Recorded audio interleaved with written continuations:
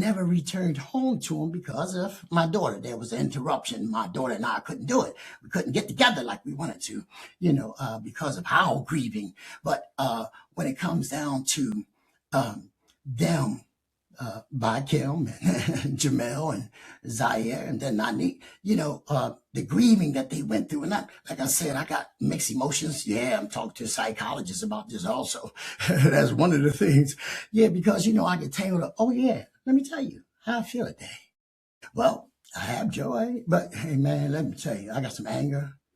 I feel pretty angry today, and I have some righteous indignation. I have a right to be feeling angry or feeling this kind of way, indignant. So, those are some of the feelings.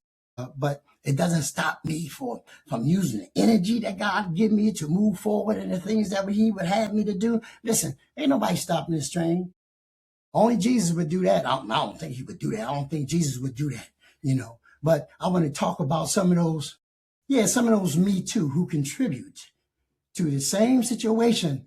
Now they act like it never happened. Well, I thank God for my memory and for some of this pain and the hurt and some of the things that I had to go through and I had to deal with, especially with my in-laws, these modern day in-laws, these present day in-laws, and how they did so many things to just make a mess inside of Tamika and I marriage and our marriage.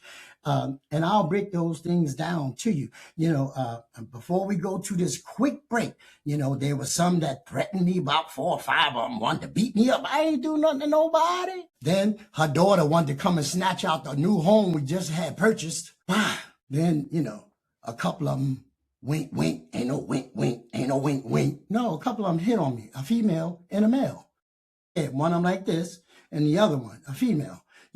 They hit on me. So all these different things over the last 10 years of what I had to go through, don't get me wrong. There's some very sweet people in this family, but some of the older ones seem like they were like a graveyard of schizophrenics, because that's what it seemed like. They were dead and taking me through it. Now, I tell you about one of them, Shirley, all sweet, still.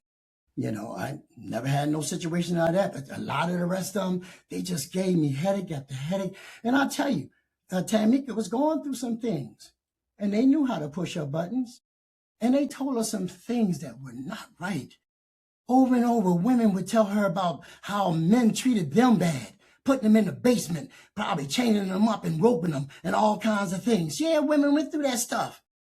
But why put that on a child, a God who was healing, doing her best to heal? She didn't need that garbage on her mind. But all you, me too. Yeah, me too. Yeah, me too. My mama didn't raise me like that. And my sister, who was probably older than most of the people who were me tooing on Tamika, my sister was older than most of them. And she taught me well. And I'm not going to say this kind of stuff no more, and y'all grieving. But the blame game.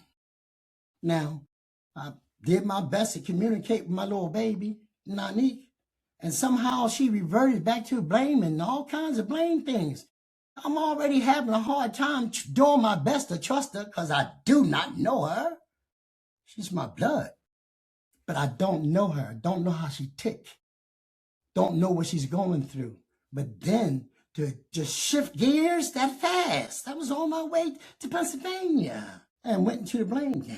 But listen, I want to talk about the blame game. That's what I want to talk about. Just give me a minute. I'll be right back.